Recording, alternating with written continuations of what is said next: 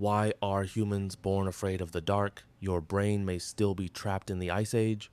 It is 2:17 in the morning. You wake up for no clear reason.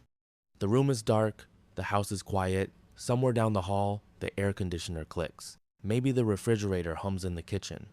Maybe a car rolls past outside and throws a little strip of light across the ceiling. Then you hear something. A small sound, not a scream, not glass breaking, nothing dramatic enough to call 911 over. Just a sound. And somehow, your body reacts before you do. Your eyes open wider, your breathing changes, your heart starts working a little harder. You lie there and tell yourself, it's probably nothing. But some older part of your brain does not like the word probably. That is the strange thing about darkness. You can live in a locked house, in a normal American suburb, with a phone next to your bed, a porch light outside, a camera on the doorbell, and a neighbor 20 feet away. And still, in the dark, a hallway can feel longer than it really is. A basement can feel like a bad idea. A pile of clothes on a chair can look, for half a second, like someone standing there. So why does that happen? Why do kids fear the closet? Why do grown adults move faster after turning off the last light downstairs? Why can the same wooded trail feel peaceful at noon and completely different after sunset? Maybe fear of the dark is not childish. Maybe it is old.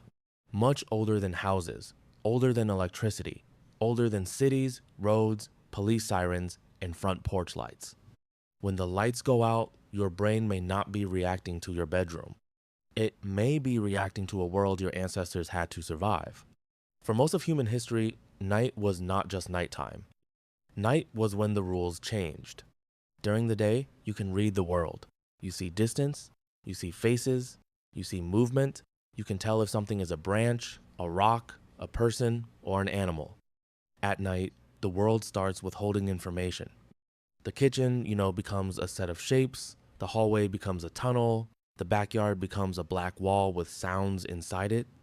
The danger is not always the darkness itself. The danger is that you cannot check what is there. Your brain hates that. It would rather make a bad guess than sit calmly with missing information. And when survival is on the table, the safest bad guess is usually the scary one. That is why a normal house can become weird at night. A jacket hanging on a door looks like a person. The laundry basket becomes a crouched shape. A tree branch scraping the window sounds almost intentional. You know better. Of course you do. But knowing better is slower than reacting. The nervous system does not wait for a full investigation. It gives you the alert first. You can argue with it later. That alert probably made sense for a very long time. Imagine two early humans hearing a sound beyond the edge of camp. One says, probably nothing, rolls over, and goes back to sleep. The other sits up, listens, moves closer to the fire, and wakes someone nearby. If the sound was harmless, the second person loses sleep. If the sound was not harmless, the first person may not get another chance. Over many generations, the human brain did not need to be perfectly accurate. It needed to be alive. That means we may have inherited a system that is a little too cautious, especially in the dark. Annoying in a modern bedroom, useful in a world with no walls. And humans were never the best night animals. A cat can move through darkness in a way we cannot. Owls, wolves, big cats, and many predators have senses built for low light, smell, movement, and sound. Humans can adapt, but we are mostly daylight creatures. Our eyes do have rods, the cells that help us see in low light, but night vision takes time. If you walk from a bright room into a dark hallway, your eyes do not instantly catch up. For a few seconds, you are in a gap. You know where you are supposed to be, but you cannot fully see where you are. That gap is where fear slips in. In modern life, we solve it with a phone flashlight. One swipe, and the room belongs to us again. But for ancient people, darkness was not a 5-second inconvenience. It could last all night. No streetlights, no headlights, no kitchen light left on over the stove, just fire, moonlight, stars, and whatever your group could hear beyond the edge of the camp. That edge matters, because fire did more than cook food or keep people warm. It made a border. Inside the firelight, there were faces, voices, tools, children, food, and other people watching with you. Outside the firelight, the world became guesswork. You can still feel this if you go camping. Sit around a campfire in the woods and pay attention to what happens. The fire makes everyone feel safer, but it also makes the darkness outside the circle feel deeper. People naturally look past the flames. They notice cracks in the brush. They turn their heads when something moves. Nobody has to teach that. It is just there. A little watchfulness comes with the dark.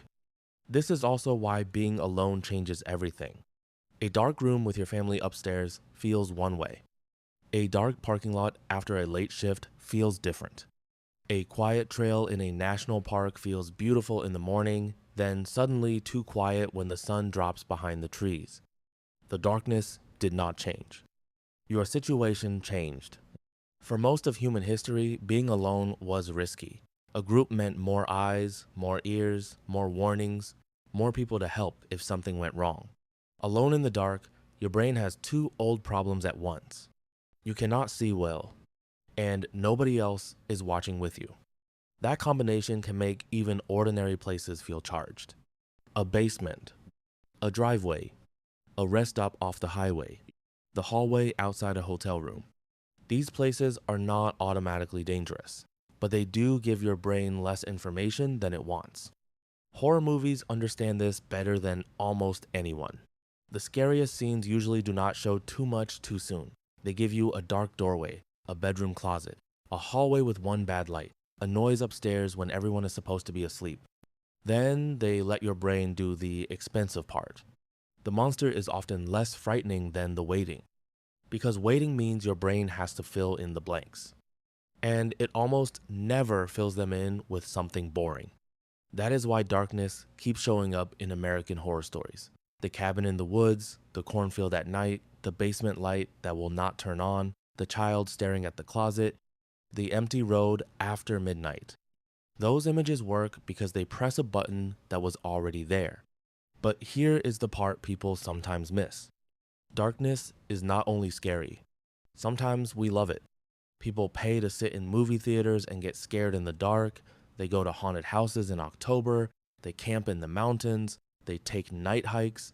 They sit on porches after sunset because the world feels quieter. So fear of the dark is not one simple thing. It depends on control. If you choose the darkness and you believe you can leave whenever you want, fear can turn into excitement.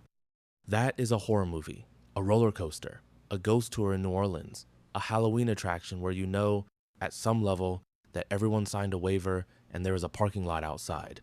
Your body gets the old alarm. Your mind says, relax, this is entertainment. But remove control, and the same darkness feels different. A power outage during a storm is not the same as turning off a lamp. Walking to your car with friends is not the same as walking alone. Camping with a bright fire is not the same as waking up at 3 a.m. when the fire has burned down and everyone else is asleep. The darkness becomes more frightening when you cannot predict what happens next. That may be one reason modern life has not erased this fear. We changed the world very quickly. Electric light is everywhere now. Cities glow at night, stores stay open late, cars light up the road, phones turn every pocket into a flashlight. But the human nervous system was shaped over a much longer timeline. Technology updated the environment. It did not completely rewrite the brain. So we live with a mismatch. Your modern mind knows the noise downstairs is probably the house settling. The older system says, check it anyway. Your modern mind knows the basement is where the laundry is. The older system sees darkness, corners, blocked exits, and poor visibility. Your modern mind knows the backyard has a fence. The older system does not care about your fence. It cares about what it can see, hear, and verify. This may also explain why children fear the dark so strongly. A child is still learning the difference between imagination and danger. At night, familiar objects stop looking familiar. A bedroom that felt safe at 3 p.m. becomes full of shapes. Adults are not as different as we pretend. We just give the fear better names. We say, that street feels sketchy. We say, I don't like going into that basement. We say, I know it's silly, but can you turn the light on? That last sentence is more honest than most people want to admit. And sometimes the caution is practical. Darkness can hide real risks. A step, a car, a stranger, an animal, a trail that is harder to follow than you expected. But the emotional punch often comes from something older than the situation itself. The dark takes away certainty, and the brain would rather scare you early than warn you too late. That is what fear does. It prepares the body before proof arrives. It sharpens hearing, it slows your steps, it makes you look twice, it pushes you toward light and toward other people. In the world we live in now, that can feel excessive. In the world humans came from, it may have been the difference between making it to morning and not. So the next time you feel uneasy in the dark, you do not have to treat it like a personal failure. You are carrying old equipment. A survival system shaped by nights when the fire mattered, the group mattered, and the edge of the visible world was not just scenery. That noise in the hallway may be nothing. That shadow may be a coat. That strange feeling in the basement may be your nervous system doing a job it learned long before basements existed. And maybe that is why turning on a small light feels so good. A phone flashlight is not just light. To your older brain, it is control. It turns the unknown back into furniture, walls, stairs, doors. It gives shape to the world again. So maybe humans are not afraid of the dark because we are weak. Maybe we are afraid because we come from people who paid attention when the world disappeared. People who listened. People who stayed near the fire. People who treated the dark with respect. And in some quiet corner of your brain, when the house goes silent and the hallway looks a little too black, that old habit is still awake. Not because it knows something is there, because for a very long time, not knowing was enough. So what about you? When you feel that little jump in the dark, do you think it is just imagination? Or is it an ancient warning system, still doing its job a few thousand years after the world changed around it?